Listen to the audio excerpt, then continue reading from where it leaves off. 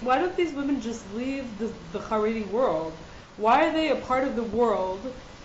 Why are they a part of a system that discriminates against them? Why is Ayelet Shaked part of Beit HaYehudi? Why don't they just create their own parties? Why didn't Ayelet Shaked create her own party? Why didn't she join the Likud or another party where she could make it to the top, where there isn't a glass ceiling?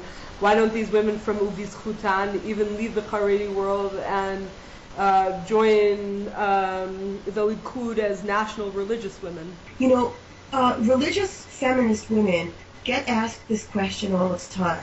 Like, why are you still Orthodox? Why are you still living in that world? Why don't you just leave? But I think that question is a little bit unfair because it suggests that your community is something that you can just walk away from. It's not something that's so easy to walk away from. It's not easy for a Haredi woman who's lived this life, her whole life. All her friends are Haredi. Her kids are in Haredi schools. Her community is Haredi. Her shul is Haredi. This is her life. Like, what does it mean to walk away? It means walking away from your entire life. It means dropping your entire identity. It means dropping the only identity you've ever really known, or let's say even in the case of Baalei Tshuva, like it's an identity that you've actively chosen. This is the life you built for yourself.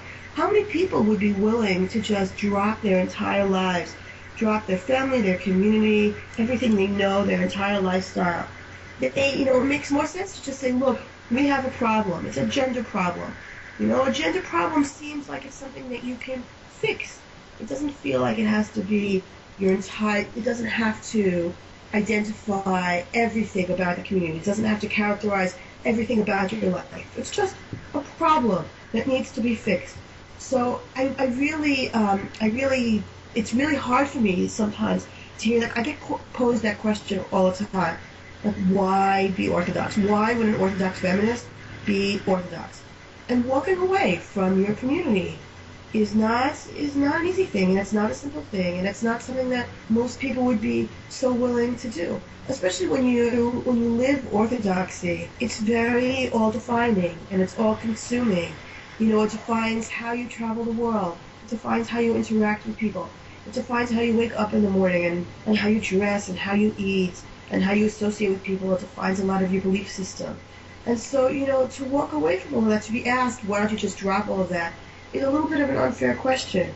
Most people would not be willing to drop their entire lives. That's not to say that some people don't. Like, I think actually there is a movement of women who have left Orthodoxy because of gender issues. But it's not a movement. Meaning, like, there are a lot of women, I think, out there who have left Orthodoxy, but they haven't created a movement. So we actually don't even know how many women that is. And it's one of the topics that is really of interest to me in terms of like my future research. I'm curious and interested in trying to track that, because I think that the stories of women who have left Orthodoxy because of gender issues is a really important part of the story of Orthodoxy. It's a part of the story that the Orthodox community needs to hear. Who's leaving because of these things? Everybody assumes, well, if you left, then clearly you're, messed up and off the derech or whatever. And it's like, no. Women might be leaving because of this whole gender thing or the messed up thing. So I think that the question is a little bit unfair about why women stay Orthodox. So let's talk about Zahava Galan. Zahava is from Meretz, really considered to be left-wing.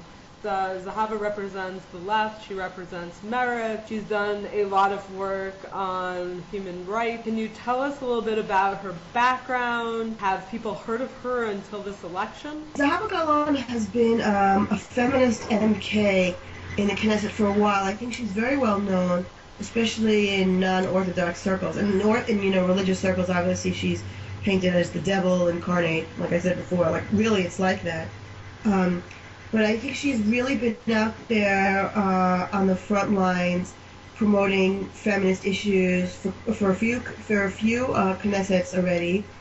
And she's really, I think, Meretz is the only party that has feminist issues front and center. Zahava Galan is the only one in the Knesset who can be counted on to make gender equality her central issue in an uncompromising way. Meaning, even though there are some really great feminists in other parties, like Elise Lavie and Merav Michaeli, they're really great feminists. Shelley Yachimovich is also a great feminist. They all have done really interesting feminist work, but they're all in parties run by other people who have different pulls on their agendas.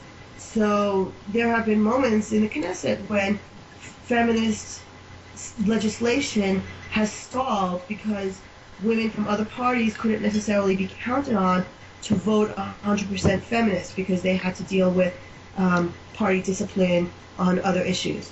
So Zahava Gal'an and Meretz are really the only one for whom feminism and gender equality are uncompromisingly at the center. And so I think that's really important. But who is she? I haven't heard of her until this election. Why should she be someone that people would be interested in voting for? People have heard of Tzipi Livni. People have heard of Tzipi Livni 20 years ago.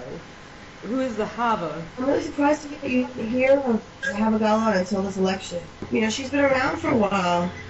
And, maybe because Meretz is a small party, it's, have 4 or 6 candidates on average in elections. But she's been running her party for, I don't know how long. I have to, check on the history. I don't know her history exactly, but it's been at least 3 Knessets that she's been running Meretz. Is there anything you would like to add? Is there anyone else you would like to discuss? Well, so I think that there are really interesting women in different parties, right? So you have Elisa Lavie in Yesh Atid, but again, Yesh Atid is run by Yair Lapid, who has a mixed record on gender issues. Sometimes you think he gets it, and sometimes he doesn't quite. But Elisa Lavie is definitely someone who's done a tremendous amount for women, and she's a good reason to vote for Yesh Atid. Then you have in Labor, Merav Michaeli and Shelley Yachimovich, who really also do really great things for women, even if they don't always agree, and sometimes, again, like I said, sometimes there are other political issues. I think it's fascinating that Labor has so many women, so many strong women close to the top. I think that makes Labor also really interesting. And then you have Meretz, and Meretz is where you go if you're super duper committed to gender, and to that, to the entire gender, and that's the most important gender for you. Anyone who really cares about gender more than anything else should probably vote Meretz. That's what I think. I think actually Meretz is probably the only party that truly represents the interests of before Ubus Hutan was formed. Right. I think that Meretz was the only party that really was representing the interests even of religious women. That they fight the issue of religion and state in Israel and the issue of agunot. I think that Meretz gets the issue of agunot better than any other party in the Knesset. Again, we don't, before the Haredi women's parties. So I think that all those are really interesting. Those are really interesting and compelling. There's just a lot of really interesting things going on with gender in this Knesset. Each Knesset gets a little bit better on women's issues. That's gradually. It's an uphill battle. There are still only 26 women out of 120. But each Knesset, it goes up by like 1 more woman, 2 more women, 3 more women. It's very, very slow progress, but it is progress. It's not just that there are more women with each Knesset, it's that there are more feminist women with each Knesset. 15, 20 years ago, it was harder to be a feminist Knesset member because, to promote feminist legislation was harder. And really, it was the mid-90s, late 90s that feminist legislation started to become a thing. Are we going to see a female prime minister? It's very possible. I think that many of the surveys show Herzog and Livni in the lead at the moment. So I think it's very realistic to think that Herzog and Livni might win. All the surveys have been showing that there are like 2 or 3 seats ahead of Netanyahu. And Livni has to not make the same mistake she made last time in letting someone else form the government. She has to, find those sharp elbows and, make her stand. And it's definitely realistic for Livni to be prime minister. I think it would be a really refreshing change. The last time that Israel had a female prime minister, she was associated with the Mechtal. Can you talk a little bit about that? So Golda Meir was elected in 1969. She's not just the last time, she's the only time, which is fascinating, because a lot of people around the world think of Israel as this place of gender equality, because once in the 1960s there was a female prime minister who was elected. But she was not a feminist prime minister, meaning she didn't really advance women in any way. It wasn't part of her agenda, it wasn't part of her consciousness, it wasn't part of her thinking. She would say it out loud, and clear, obviously, because she didn't bring any women with her, meaning her, Golda Meir being prime minister didn't advance any other women in any meaningful way. So I think that it's a big difference between then and now, where today it's not just about having women, but about having women with a feminist consciousness. Even Livni talks about her transformation. 10, 15 years ago when she was justice minister, she wasn't known as being a great feminist. She didn't help the Agunot. Back in the late 90s, she was known by the women's organizations not to help Agunot when they appealed to her for help. And she talked about, I was at this conference on gender issues in Brown University about 4 or 5 years ago, where Livni talked about the transformation she had when she suddenly realized that all the challenges that she had, when she thought they were just her, she thought she was alone. So she realized that a lot of it had to do with gender and that she wasn't alone, and that if she connected with other women, she would understand that there were larger societal contextual issues that women face because we are women. So she talks about that as being her sort of feminist awakening, and it's fascinating. And she's come through on that. She has really gone out of her way over the last few years to support feminist issues, which makes her very different from Golda Meir. Many Israelis, even if they're not classically religious, they are on some level Masorti, even Chilonim do some religious ritual at home. What can they say when they see that the women who really seem to make it to the top come from socialism and not from the religious world? I think that it's a mistake to think that socialism and religion are incompatible. Secularism and religion might be a little bit incompatible because they're by definition opposites. But I don't think that socialism is against religion at all. Look at Arya Deri. Arya Deri is turning out to be one of the greatest advocates of socialism. That Shas is running on a very socialist platform on, distribution of wealth and on taking care of the poor. That's his entire platform. So I think that, look, just ideologically speaking about my own ideas about what religion is. I'm a very strong believer in the idea that Judaism is here to break down class inequality. I think that that's a very big piece of what Judaism has to offer to the world, is to alleviate the suffering of poor people, to really notice poor people, to treat all people as equal. I think that does not negate Judaism. It doesn't negate Judaism for me. It doesn't negate Judaism for Arya Deri. And I think that there are a lot of religious Jews out there who probably would, I think, are supporters of socialism. I don't see religion as socialism as necessarily having to be diametrically opposed at all. On the contrary, I think Judaism in its purest form encourages us to see the other and to alleviate human suffering and to alleviate poverty and to understand poverty and things like that. So that's my view. And is feminism necessarily, do you have to be a socialist in order to be a feminist? I don't know if that's true either. I don't know if it's true that all feminists are socialists. It's definitely not true that all feminists are socialists. There is definitely a movement of capitalist feminism. You could argue that Sheryl Sandberg represents a not very socialist feminism. That doesn't make her feminism any less valid, but she's talking very much to a capitalist world. She's in the business world, so she's talking about a very capitalist-centered feminism. So I think maybe that idea that feminists, they're all socialists, so therefore they're incompatible with religion.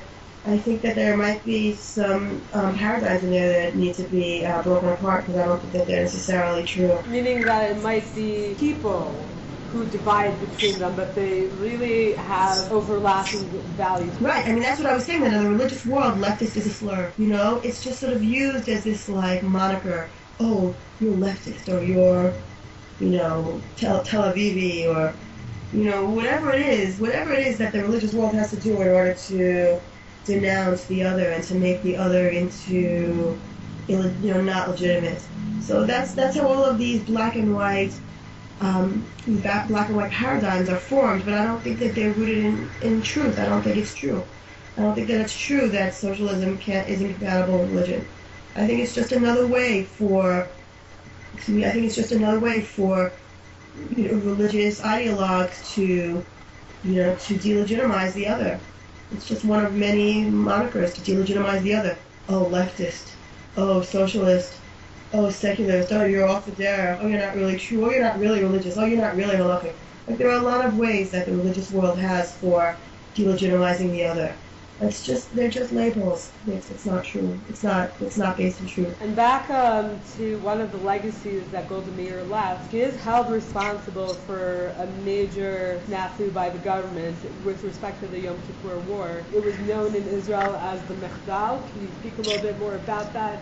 Is that Golda Meir as an individual? Is that Golda Meir as a female prime minister?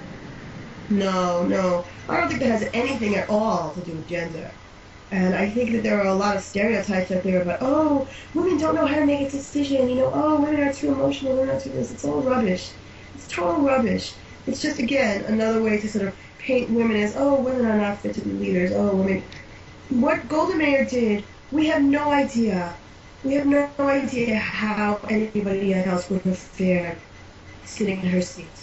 We don't know. Every prime minister out there has made terrible mistakes. Ariel Sharon didn't totally screw up in, many different times in the Lebanon War. It's screwing up is not a gender thing. All genders, all human beings screw up sometimes. I think that history might be a little bit unfair to Golda Meir because, the 73 war really did take an enormous human toll, and she suffered for it. She tortured herself for it. I don't think anybody tortured Golda Meir more than she tortured herself about it. But I definitely don't think that it has anything at all to do with gender, at all. I think it's just another way of trying to paint women as, incapable and incompetent and lesser and all those things. It's just a stereotype. It's an excuse. It's an excuse to say, aha, you see, Golda Meir screwed up, therefore women can't be leaders. Like, give me a break. Really. Now we're talking about female candidates in the Knesset, and we're excited to say that there are women who are running for the role of prime minister. We might see the next prime minister be a woman. So let's take this to the next step. Let's assume that someone like Livni is elected to the role of prime minister. What's the next step? What would we like to see happen in the future with respect to women's representation in the government? So first of all, I would like to get to a point where we have 50% representation in the Knesset. I don't think that that's too much to aspire for. More than that, I would like to see 50% representation on the municipal level. At the moment, we have 2 women mayors in Israel out of like 200 and something. That's an atrocious number. And on an average, it's something like 3 out of every 15 council members are women.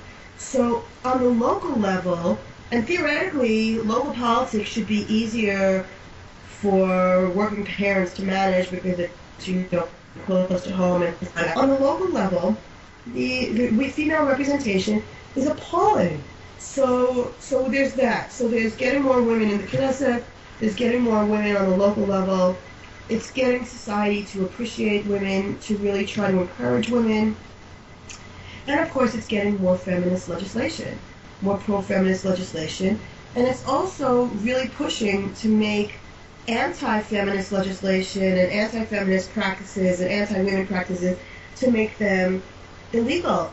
So, really, I would really like to see it become illegal for parties to have policies that say no women are allowed. And also more women pundits is a problem on television too. It's something like maybe 10%, less than 10% of all experts on politics, on political issues on television are women. Some really terrible numbers. Globes did some research on this a few months back. So we need more women experts, we need more women on panels, we need more women speaking, we need more women elected, we need more women appointed. Also to not have, government commissions with no women on them, which keeps happening despite the fact that it's against the law. All of those areas are areas for increasing female representation and better policies for women. Can you speak about the specific legislation that you would like to see? There are a couple of areas in Israeli life where women's bodily integrity is threatened, where women are literally threatened. So one of the main areas in which women's lives are literally ruined is in divorce. So I think that really top on the agenda for women in Israel is removing the religious monopoly on divorce. I think this is crucial, and I think more and more people in Israel are seeing it as crucial, and I'd really like to see some movement in that direction to really take apart this entire system, to really go back to David Ben-Gurion's original agreement with Haredi parties about religious monopolies on marriage and divorce, and really just take that apart and go back to zero and start all over again and institute civil marriage and divorce in Israel. I think that's the most important thing that Israel can do for the overall well-being of women. That's number one. Number two is the other main area where women's bodily integrity is increasingly being threatened is with the whole area of gender segregation and modesty squads and all the different cities in Israel that are putting up signs about how women can't walk on the street and women can't walk into this clinic unless they're dressed a certain way. Every day it's another sign in another city, in another street, where women have to be afraid to walk down the street. And women have to be afraid that they can't walk into a health clinic because they're wearing pants. And that is just so not okay. And it's been increasing because there hasn't been enough resistance. There hasn't been enough of an objection to all of this. And I would really like to see the next Knesset take this on and make it illegal. It needs to be illegal to have any sign like that up anywhere in Israel. Not in a supermarket, not in a post office. I mean, how many supermarkets have signs in there saying, please do not walk into the supermarket unless you're dressed modestly? A sign like that went up in Tel-Aviv last week. Tel-Aviv, which is not a religious community. It's a totally mixed neighborhood in southern Jerusalem. So, the fact that stores feel comfortable putting up signs saying, women should not walk in here unless they are dressed appropriately, that's a reaction to the fact that nobody has really properly objected. And these signs have been increasing in frequency over the last 10, 15 years and without any real resistance, so it's getting worse and worse. And I would really like to see the Knesset legislate on that and for the police to start enforcing this and making it illegal and finding and even putting in jail people who put up signs like this. That's what really has to happen in Israel in order to protect women. It's really scary stuff. And also because it's supported by violence, the whole throwing rocks at women, and how many women have been hurt by having rocks thrown at them, or just being harassed. Being verbally harassed also is very uncomfortable and shouldn't happen. Women shouldn't have to fear being verbally harassed because they're walking down the wrong street or sitting in the wrong place on a bus or walking into the supermarket dressed with the wrong shirt. It's just, that cannot happen. That cannot happen in a country that values women as equal members of society. Elana, thank you so much for your time. Thank you so much for the conversation. The more we talk about these issues and the more we raise consciousness about how important these issues are, the better Israel will be for all of us.